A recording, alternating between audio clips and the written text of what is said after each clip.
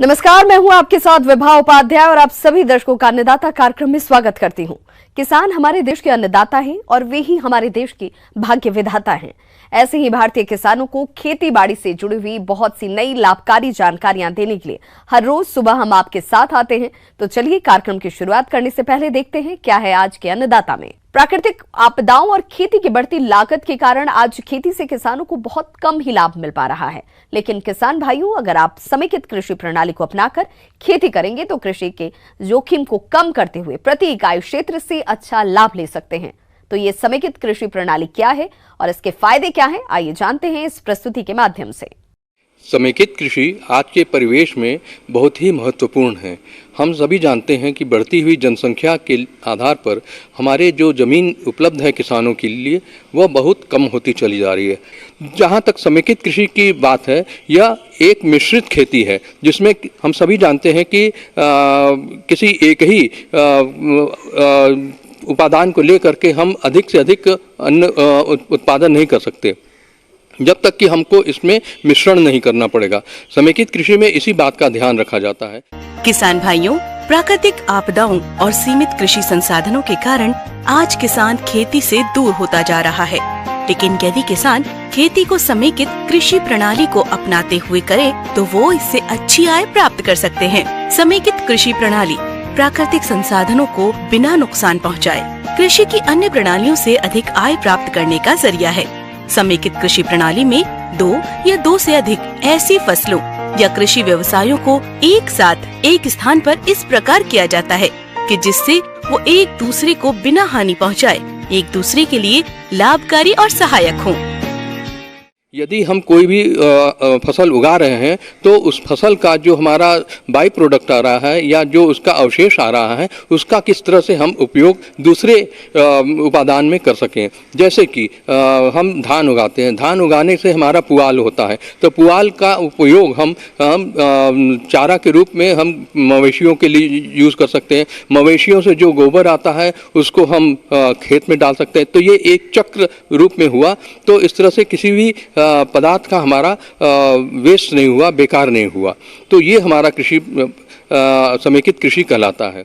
समेकित कृषि प्रणाली अपनाने से पूर्व आप ये जान लें कि आपके क्षेत्र की मांग क्या है। आप क्षेत्र के बाजार और उपलब्ध संसाधनों के आधार पर मॉडल का चयन करें। तो इस आइडियल मॉडल के लिए कौन कौन सी चीजें जरूरी हैं, आइए जानते हैं। लेकिन हम सभी जानते हैं जमीन जो है ऊंची नीची है और यहाँ पर समेकित कृषि के बहुत प्रचुर संभावना है। हम विविध तरह के उपादानों का हम सम्मिश्रण करके हम अधिक से अधिक आय कर सकते हैं। जैसे कि मान लीजिए हमारे पास अपलैंड यानी ऊपर वाली भूमि है, मध्यम भूमि है, लोअर भूमि है, निचली भूमि है। तो इससे हम अलग अलग व्यवसाय की बात सोच सकते हैं। जैसे ऊपर वाली भूमि है तो वहाँ पर हम मधुमक्खी पालन, कुछ फल के बागान या सब्जी की पोषण वाटिका हम बना सकते हैं। मधुमक्खी पालन का भी कर सकते हैं, मशरूम का भी प्रोडक्शन कर सकते हैं। अब ये मध्यम भूमि है, मध्यम भूमि में हम जो अधिक जल का थोड़ा सा उपलब्धता होती है तो वहाँ पर धान, गेहूँ, मक्का, धान और इस तरह की फसलें ले सकते हैं। लेकिन और निचले चले जाते हैं तो वहाँ पर हम लोग जो पानी हमारे क्षेत्र में होता है उसको इकट्ठा करके उसको तालाब बना सकते हैं और उसको अन्य फसल को हम उसको सिंचाई की व्यवस्था कर सकते हैं। इसके साथ ही साथ उस तालाब में हम मछली का भी उत्पादन कर सकते हैं। तो इस तरह से आप देख रहे हैं कि कई विविध तरह के हम व्यवसायों को अपने एक यही क्षेत्र में ले रहे हैं। समेकित कृषि प्रणाली कृषि की आधुनिकतम तकनीक है और इस प्रणाली से खेती करने पर किसानों को किसी न किसी माध्यम से आमदनी होती रहती है। साथ ही इसके और कई फायदे हैं। इस प्रणाली में पशुपालन को सम्मिलित करने पर इनसे दूध उत्पादन तो मिलता ही है, साथ ही साथ इनसे प्राप्त गोबर का मछली आहार, बायोगैस बनाने में और खाद के रूप में प्रयोग करने पर अतिरिक्त लाभ भी मिलता है। साथ ही गौमूत्र का कीटनाशक के रूप में प्रयोग भी कर सकते हैं। इतना ही नहीं, प्रणाली के अंतर्गत मुर्गी पालन, खरगोश पालन, बतख पालन भी कर सकते हैं और इनके आहार में कृषि अवशेष का प्रयोग करें तो व्यवसाय की लागत को भी कम कर सकते हैं। इनसे मांस तो प्राप्त होता ही है, साथ ही साथ इनकी वीट का प्रयोग भी आप मछली आहार में कर मत्स्य पालन की लागत को भी कम कर सकते हैं। इस प्रकार किसान भाइयों, यदि आप समेकित कृषि प्रणाली को अपनाते हैं तो आपको निश्चित ही लाभ मिलेगा। अभी किसान भाइयों को मैं थोड़ा सा सलाह दूंगा कि किस तरह से हमारी समेकित कृषि हमारे बदलते हुए वातावरण या जलवायु को किस तरह से उसका फायदा ले सकते हैं। अब किसान भाई यदि समेकित कृषि करते तो कुछ उपाय वो अपने, जैसे कि पोषण वाटिका में अगर सब्जी की बात करते हैं, लतर वाली जैसे सेम है, चाहे लौकी है, या हमारी कुकुरबिट प्रजाति की नेनुआ, झिंगी, करेला इत्यादि को भी अगर वो लगाते तो इसका उनको लाभ अवश्य मिलता। तो मैं हमेशा कहूँगा कि किसान भाई दोनों परिस्थितियों में एक प्लानिंग करें। यदि हमारा नॉर्मल रेनफॉल हो रहा है, नॉर्मल वर्षा हो रही है, तो उसमें हमको क्या करना है, और यदि हमारा स्ट्रेस पड़ रहा है तो उस कंटिजेंट प्लान में हमको क्या करना है, क्योंकि एक बुद्धिमान किसान जो है वह कभी भी मौसम की मार से हार नहीं खाएगा। अपने राज्य में जिन किसान भाइयों के पास सिंचाई जल की उपलब्धता है वो इस समय अरबी की खेती कर अच्छी आय प्राप्त कर सकते हैं, लेकिन अरबी की फसल से अच्छा उत्पादन तभी लिया जा सकता है जब आप इसकी बुआई वैज्ञानिक तकनीक को ध्यान में रखकर करेंगे। तो आप किस प्रकार से करें अरबी की बुआई, आइए इस बारे में जानते हैं डॉक्टर RS सिंह से। ऐसा है कि सबसे पहले तो किसान भैया जान लें, बसंतकालीन जो अरबी की खेती करेंगे उनके पास सिंचाई की उत्तम व्यवस्था होनी चाहिए, क्योंकि इसमें कम से कम 6 सिंचाई देनी पड़ती है। जैसा आपका मिट्टी होगा उस हिसाब से, लेकिन कम से कम 6 सिंचाई तो जरूर देना पड़ेगा। तो सबसे पहले तो आप उस खेत का चुनाव करें जहाँ पे पानी नहीं लगता हो, जिसकी मिट्टी दोमट किस्म की हो और जिसमें जीवांश की मात्रा अच्छी हो। मिट्टी पलटने वाले हल से एक बार आप उसको जुताई कर लें और उसके बाद कल्टीवेटर से 1-2 बार और जुताई करके उसमें पाटा चला दें, जिससे क्या होगा, उसकी नमी बरकरार रहेगी और खेत भी समतल हो जाएगा। इसके लिए हम अब क्या करेंगे, कैसे लगाएंगे, तो हम लोगों ने खेत तैयार कर लिया है। उसमें करीब 10 से 15 टन कंपोस्ट या गोबर की खाद उसमें हम लोग अंतिम जुताई के समय मिला देते हैं। उर्वरक की मात्रा है उस 80, 60 और 80 केजी पर हेक्टेयर, मतलब कि 80 केजी नेत्रजन, 60 केजी स्फूर और 80 केजी पोटास। तो इसमें हम लोग 1/3 नेत्रजन और 1/3 पोटास की मात्रा को जिस समय हम लोग गोबर की खाद कंपोस्ट मिलाते हैं उसी समय मिला दें। और स्फूर की पूरी मात्रा, मतलब 60 केजी के लिए अगर हम सिंगल सुपर फॉस्फेट अप्लाई करते हैं तो 375 केजी करीब SSP हम मिला के अच्छे से खेत को समतल कर लें। इसके बाद किसान भाई अब चलते हैं कि कौन सा प्रभेद का चुनाव करना है। तो इसमें हमारे यहाँ जो सबसे मुख्य प्रभेद है वो राजेंद्र अरबी 1 है। ये तैयार होने में करीब 160 से 180 दिन लेता है और उपज इसकी 180 से 200 क्विंटल प्रति हेक्टेयर है। अरबी की खेती में बीज की मात्रा और बीज उपचार। मध्यम आकार की अरबी बीज के लिए उपयुक्त मानी जाती है, इसलिए बीजों के लिए मध्यम आकार के कंदों का चुनाव करना चाहिए। बुवाई के लिए अंकुरित कंद की जरूरत पड़ती है। बोनी से पहले कंदों को कार्बेंडाजिम या मैनकोजेब 1 ग्राम दवा प्रति लीटर पानी के घोल में 10 मिनट डुबोकर उपचार कर बुवाई करनी चाहिए। अरबी लगाने के लिए 2 मेरे पास में जो है वो 2 किस्म का ट्यूबर है। एक तो है जो मदर ट्यूबर है, जिसका उपयोग हम लोग खाने में नहीं करते हैं। अगर उससे हम लोग उसकी बुआई करते हैं तो किसानों को आर्थिक बचत होती है, बहुत अच्छी आर्थिक बचत होगी और उसमें उपज भी ज़्यादा मिलता है। लेकिन अगर वो मदर ट्यूबर उपलब्ध नहीं हो तो करीब 10 से 12 क्विंटल प्रति हेक्टेयर के हिसाब से मेरा जो कच्चू है या जो अरबी है उसके आपको बीज दर लगेगा। बोनी की विधि समतल क्यारियों में कतारों की आपसी दूरी 45 सेंटीमीटर तथा पौधों की दूरी 30 सेंटीमीटर और कंदों की 5 सेंटीमीटर की गहराई पर बुआई करनी चाहिए। मेड बनाकर 45 सेंटीमीटर की दूरी पर मेड बनाकर दोनों किनारों पर 30 सेंटीमीटर की दूरी पर कंदों की बुआई करनी चाहिए। बुआई के बाद कंद को मिट्टी से अच्छी तरह ढक देना चाहिए और इसके बाद में ऊपर से खरपतवार से, सूखी खरपतवार या कुछ दूसरा चीज जो भी हो, उससे हम लोग मल्चिंग कर देते हैं। मल्चिंग करने से क्या होगा कि एक तो खरपतवार का नियंत्रण अच्छा हो जाता है, दूसरा उसमें नमी की मात्रा बरकरार रहती है, और तीसरा जो होगा उसमें जो सॉइल टेम्परेचर है, जो उसका तापमान है मिट्टी का, वो नियंत्रित रहता है, जिससे अंकुरन अतिशीघ्र होता है। इसके बाद हम चलेंगे खरपतवार नियंत्रण पे।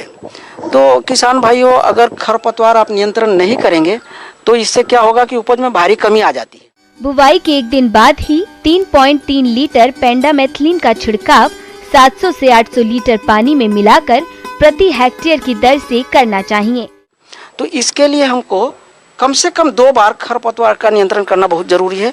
3 बार भी करें तो बहुत अच्छा है।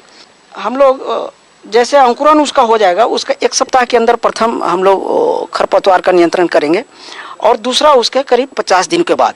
और जो मेरा शेष बचा हुआ है नाइट्रोजन और पोटास की मात्रा, उसका 1/3 प्रथम वीडिंग खरपतवार नियंत्रण के बाद टॉप ड्रेसिंग के ऊपरी निवेशन के माध्यम से उसको हम लोग करके मिट्टी चढ़ा देते हैं। उसकी दूसरी खरपतवार नियंत्रण के बाद में, मतलब निकाई गुड़ाई के बाद में, उसका ऊपरी निवेशन करके फिर से मिट्टी चढ़ा देते हैं। इस प्रकार सस्य क्रिया करने से मेरा पौधों का बढ़वार अच्छा होगा और अच्छी उत्पादन प्राप्त होगी।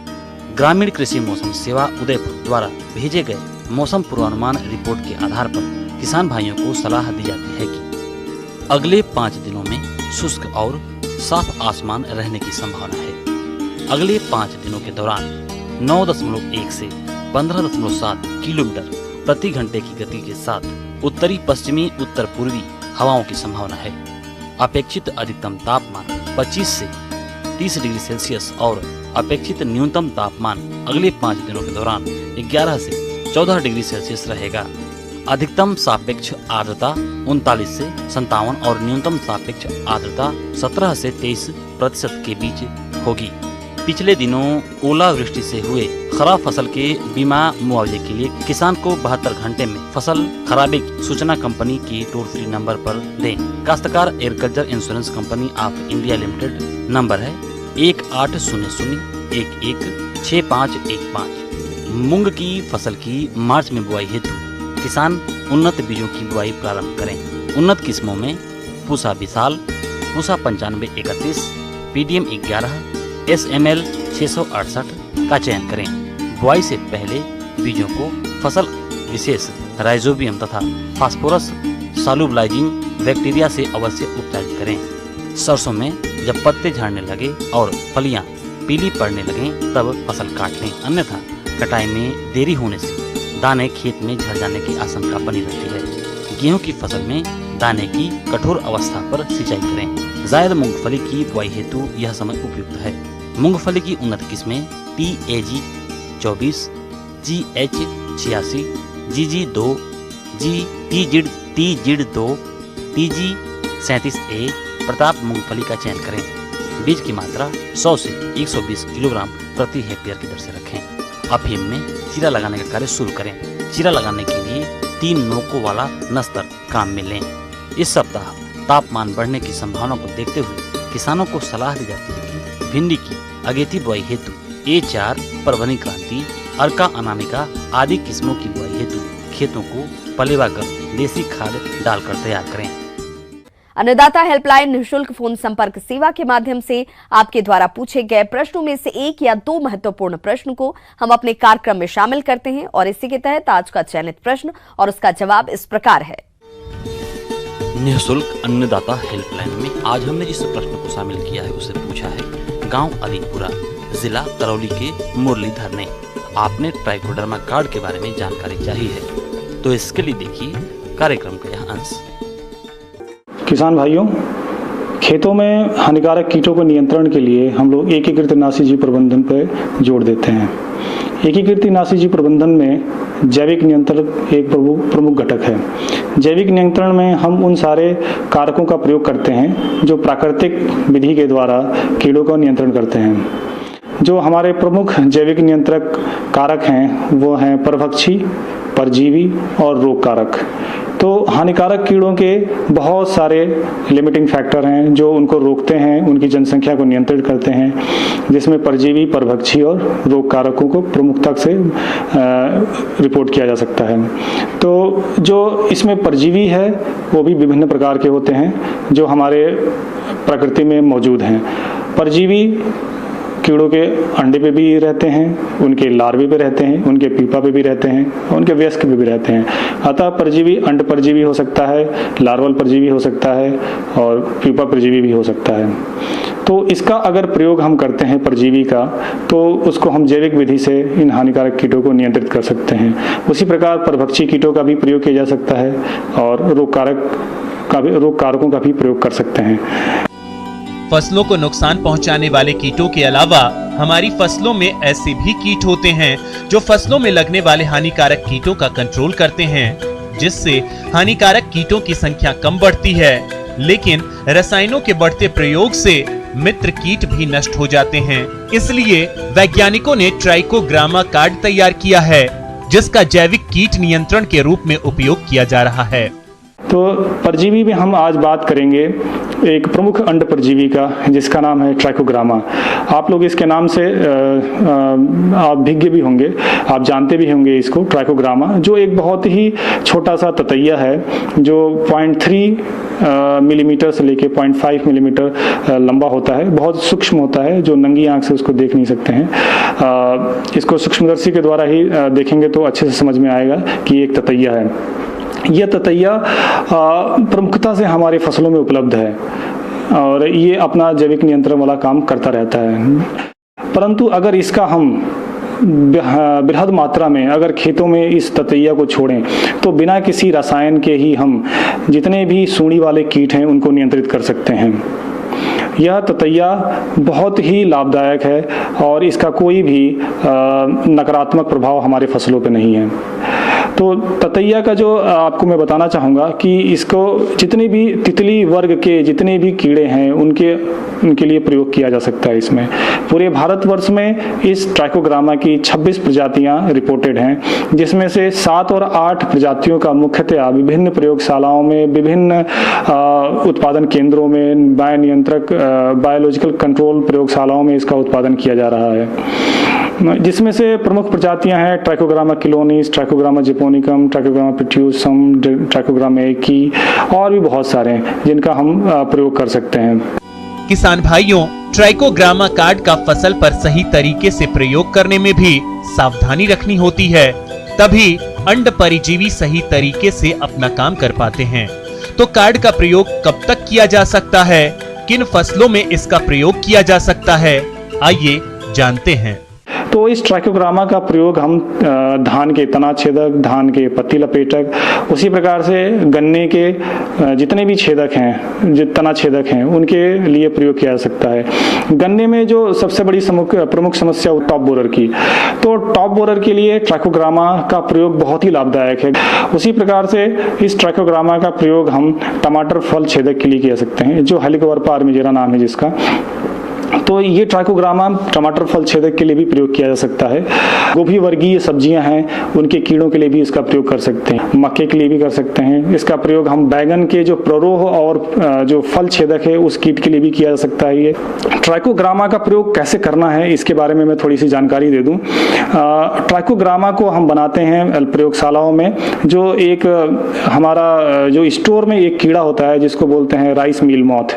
तो राइस मील मॉथ के अंडे को हम लोग इकट्ठा करते हैं और उसको एक कार्ड पे चिपका देते हैं और उस कार्ड को हम जो ट्राइकोग्रामा है, जो उसकी मादा है, उसके समक्ष रखते हैं। वो उसमें अपने अंडे दे देती है और इस तरीके से वो जो कॉर्सेरा अंडे का कार्ड था, वो जब मादा उसमें अंडे दे देती है तो ट्राइको कार्ड बन जाता है।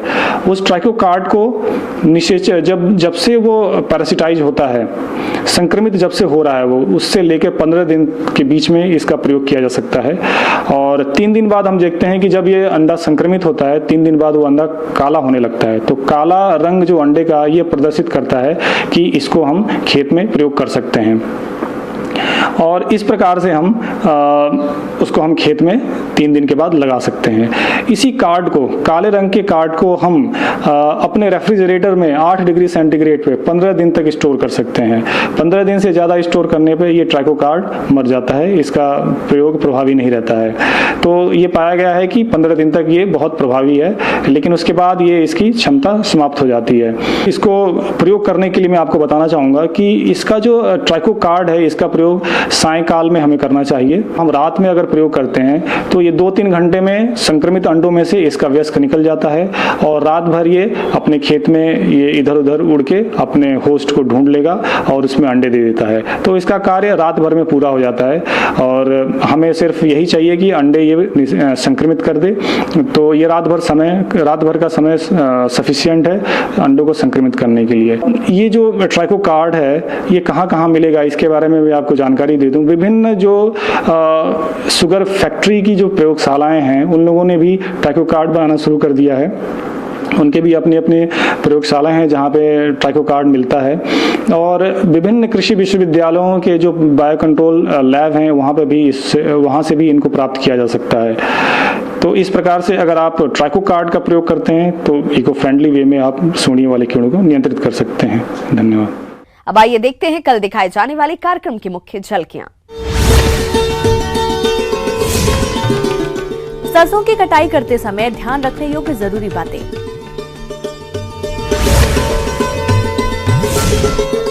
शिमला मिर्च की फसल में जरूरी कार्यों को करें, अधिक उपज पाएं।